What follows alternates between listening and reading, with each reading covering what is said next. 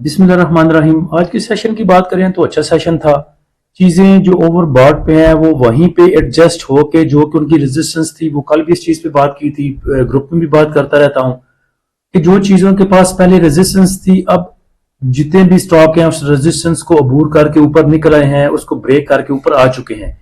अब उसी रेजिस्टेंस को वो सपोर्ट बनाने के चक्रों में है, जिसमें काबिल जिक्र आप एमएलसीएफ को कह सकते हैं। एमएलसीएफ की देखें, यही बताया था कि यहाँ पे कूल डाउन हो सकता है और रेजिस्टेंस को अगर सस्टेन करता है, जो कि रेजिस्टेंस थी 100 रुपए वाली, 100 के ऊपर ऊपर ये सस्टेन करता है तो नेक्स्ट 108 120 वाले वो पुराने लेवल आपको दिखा सकता है।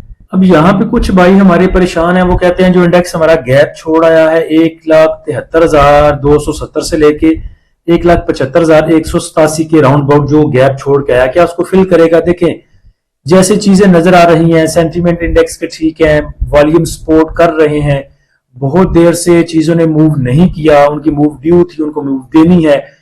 बाकी जियोपॉलिटिकल चीजें देख लें, ऑयल प्राइसेस देख लें, सब चीजों को कुल मिला के देखें तो इतनी जल्दी मुझे वो गैप फिल होता हुआ नजर नहीं आता। नो डाउट कि यहाँ पे इंडेक्स हमारा थोड़ा सा, आपको रात को भी बताया था कि बॉर्डर के एलओसी के पास मूव कर रहा है ओवरबॉट के करीब करीब, लेकिन यहां भी पीछे देखें जब हमारा इंडेक्स ऊपर गया था, जब इसने ऑल टाइम हाई दिखाया था, तब भी इसकी आरएसआई चली गई थी तकरीबन 88 के करीब, 88 पे। अभी तो फिर सिर्फ 70 के आसपास मूव कर रही है, करेक्शन ऑलरेडी बहुत सारी हो चुकी है। नो डाउट इंडेक्स जो है ब्रिंजल बैंड के अपर बैंड के साथ जाके जो है उसको रिटेस्ट करने के चक्रों में है, रिटेस्ट कर रहा है। लेकिन यहाँ पे देखें ओवरबॉट की जो थोड़ी सी ओवरबॉट की तरफ है इंडेक्स, ये खुद को कूल डाउन कर सकता है थोड़ी सी हेल्दी करेक्शन के साथ, जो कि 1,80,000 तक हो सकती है। और वैसे भी 1,80,000 से ऊपर देखिए तो आपका जो बायर है वो स्ट्रांग है, जो आपके बुल हैं वो स्ट्रांग है, अभी रस्सियां तोड़वा रहे हैं। तो जब तक 1,80,000 से ऊपर इंडेक्स रहता है, मुझे नहीं लगता कि कोई परेशानी वाली बात है यहाँ पे। नेक्स्ट रेजिस्टेंस वैसे भी 1,82,000, 82,500, 184, 185 पे बन सकती है। और आज की इंडेक्स की क्लोजिंग अगर देखें तो 1,81,398 पे है। यहाँ पे अगर 1,80,000 तक हेल्दी करेक्शन, थोड़ी सी करेक्शन इंडेक्स लेता भी है तो एक तो यहाँ से ओवरबॉट से थोड़ा सा नीचे आ जाएगा, दूसरा हेल्दी करेक्शन भी हो जाएगी, और जिसने पैनिक में कुछ माल छोड़ना होगा वो छोड़ भी देगा। तो 1,80,000 तक अगर इंडेक्स हमारा 1300, 1400, 1500 पॉइंट लूज करता है तो मेरे ख्याल से अच्छी करेक्शन भी हो जाएगी, इंडेक्स भी थोड़ा कूल हो जाएगा, आरएसआई भी नीचे आ जाएगी और फिर ताजा दम होकर इंडेक्स हमारा ऊपर जा सकता है। हाँ, लॉन्ग टर्म में थोड़ा देखें तो फिर लग रहा है कि कुछ वीक्स के बाद लग रहा है कि जो गैप छोड़ के आया इंडेक्स वो फिल कर लेगा। और आपने देखा कि जब इंडेक्स को ऊपर जाना होता है तो कोई ना कोई खबर ऐसी आ ही जाती है जिसकी बेस पे मूव दिखा जाता है, और जब इंडेक्स को नीचे जाना होता है कोई ना कोई खबर ऐसी आ ही जाती है जिसकी बेस पे उसे नीचे जाना होता है और गैप शेप फिल करने होते हैं, जैसे पीछे जंग पे किए थे। आज का अगर इंडेक्स के लेवल देखें तो इंडेक्स की जो ओपनिंग थी पॉजिटिव ओपनिंग थी 576 पॉइंट के साथ, और सुबह फिर मुआहदा भी है, फिजिकली जो सब पहुंचेंगे वो जा रहे हैं आई थिंक स्विट्जरलैंड, वहां पे जाके फिजिकली सिग्नेचर होंगे, मुआहदा होगा, तो वो मूव भी इंडेक्स जो है आपको पॉजिटिव रह सकता है उस चीज के ऊपर भी। उसके बाद आज का इंडेक्स का लो लेवल देखिए तो वो भी 534 पॉइंट के इजाफे के साथ 1,81,085 पे रहा।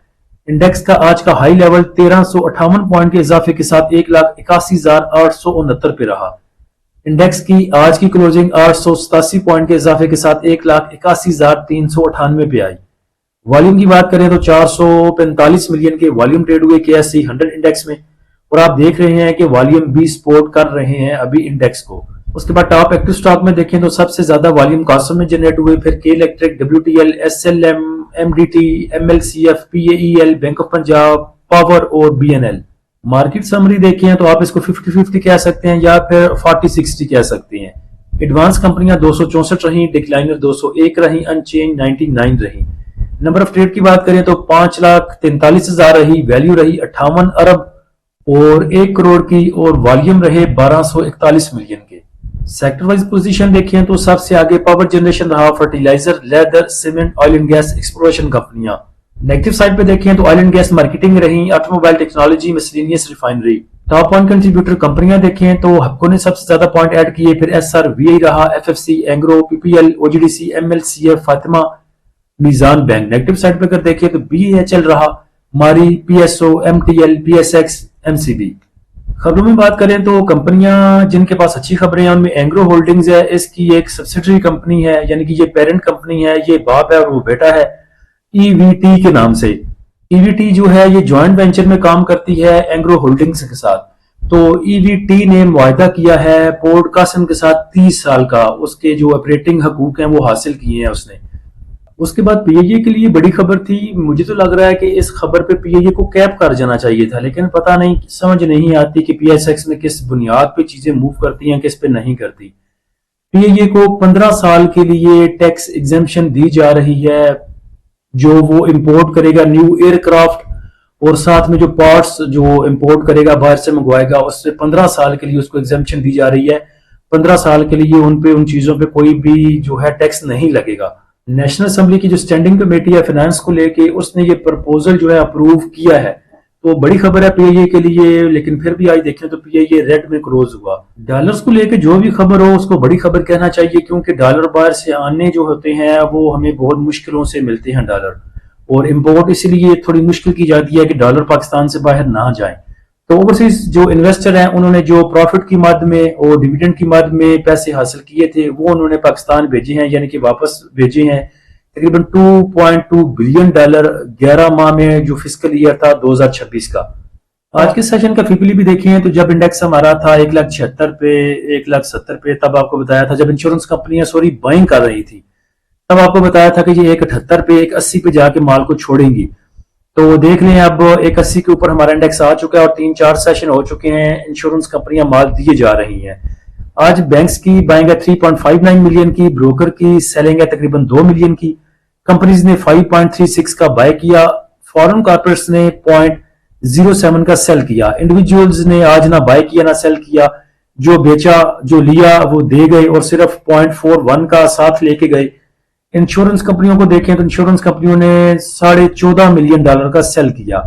म्यूचुअल फंड की बाइंग है 6.83 मिलियन की, एमबीएफसी की थोड़ी सी सेलिंग, और ऑर्गेनाइजेशन ने थोड़ा सा सेल किया 0.11 का। ओवरसीज पाकिस्तानी की बाइंग है 0.36 मिलियन डॉलर की। बायर है आज आपके 3, लेकिन है सारे इदारे, म्यूचुअल फंड, कंपनीज और बैंक्स। बैंक्स की अगर बाइंग देखें तो बैंक्स की सबसे बड़ी जो बाइंग है वो डेट मार्केट में है, और सेक्टर वाइज पोजीशन अगर देखें तो पावर जनरेशन में उनकी बाइंग है 0.63 मिलियन की, 0.5 मिलियन के लगभग उन्होंने बाय किया सीमेंट सेक्टर को, 0.38 मिलियन का कमर्शियल बैंक्स को। कंपनीज की बात करें तो कंपनीज ने सबसे ज्यादा बाय किया है ऑल अदर सेक्टर में, जिसमें रिफाइनरी भी हो सकती हैं, और ये नीचे जो सेक्टर लिखे हुए हैं इनके अलावा जितने भी सेक्टर हैं उनमें ऑल अदर सेक्टर है और वहां पे कंपनीज की बाइंग है। सेल किया है कंपनीज ने सबसे ज्यादा फर्टिलाइजर को, और उसके बाद ऑयल एंड गैस एक्सप्लोरेशन कंपनियों को। इंडिविजुअल्स की बाइंग है कमर्शियल बैंक्स में और फर्टिलाइजर में, उसके बाद टेक्सटाइल सेक्टर में। टेक्सटाइल सेक्टर में वैसे भी मूव नहीं मिली, तो टेक्सटाइल सेक्टर मूव दे सकता है, टेक्नोलॉजी भी मूव दे सकता है। अब कुछ बड़े बड़े स्टॉक के पीछे की बजाय मेरे ख्याल से वहां पे प्रॉफिट टेकिंग करके जो सेक्टर जो स्टॉक नीचे है उनकी तरफ तवज्जो देनी चाहिए।